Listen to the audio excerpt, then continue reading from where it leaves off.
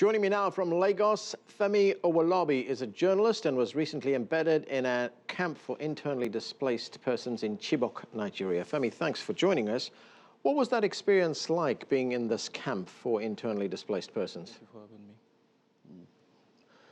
We were really shocked and surprised when we came across an internally displaced persons camp in Chibok, because at the time, that was about early December, Chibok was still somehow, some parts of Chibok were still under the Boko Haram insurgents. And when we got there and saw and discovered another internally displaced persons camp, we were shocked. And we're told that those people, those displaced persons in Chibok, actually came from a neighboring village, Damboa.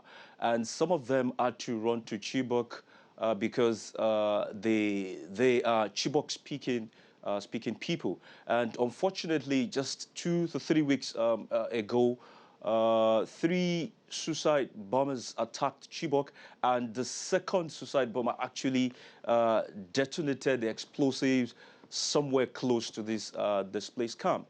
And at the time we discovered this camp in December, we weren't sure if any government agencies were aware that there's actually a displaced persons camp in Chibok. As a matter of fact, nobody was taking care of them. They fend for themselves. They go to the farm, except the once in a while when the military commander in Chibok, visits them and give them food and water. So when you say that nobody is taking care of them, is there no Nigerian military presence in that region? Yeah, there's a military command there, but it is not the responsibility of the military to take care of the displaced persons. Rather it's the responsibility of the National Emergency Management Authority, NEMA, and the State Emergency Management Authority, the Borno State, that's SEMA.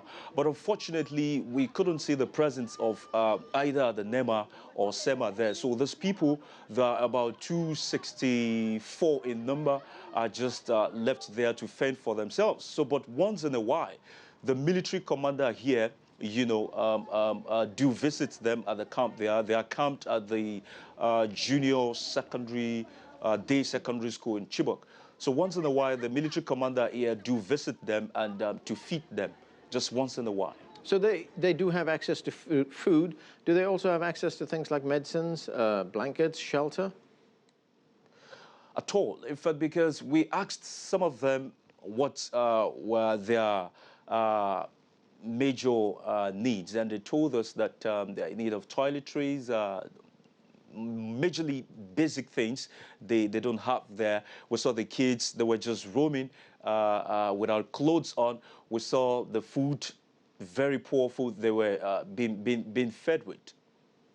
Do the people in these camps, Femi, have any confidence in the Nigerian government, that the Nigerian government will prevail ultimately in this fight against Boko Haram, and that they will be able to return to their homes? Well, we are hoping. In the last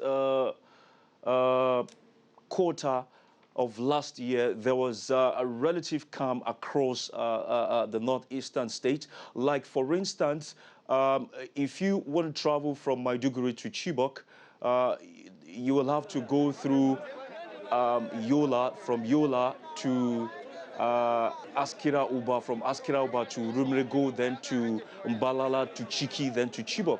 And these regions were formerly under Boko Haram Caliphate. But in the last quarter of last year, the military was able to flush the insurgents out of this area, and even some of us were able to travel freely from Maiduguri down to Chibok without any attack or traces of attacks. But it's quite unfortunate that in the last few weeks there have been series of attacks. But I like to say that I think the Nigerian government has improved a bit, because unlike in the past where the insurgents would just attack This time around, they've been incapacitated somehow, such that they do not have that full force or the logistics to attack. They now use suicide bombers to target places like markets, schools, and displaced persons camp.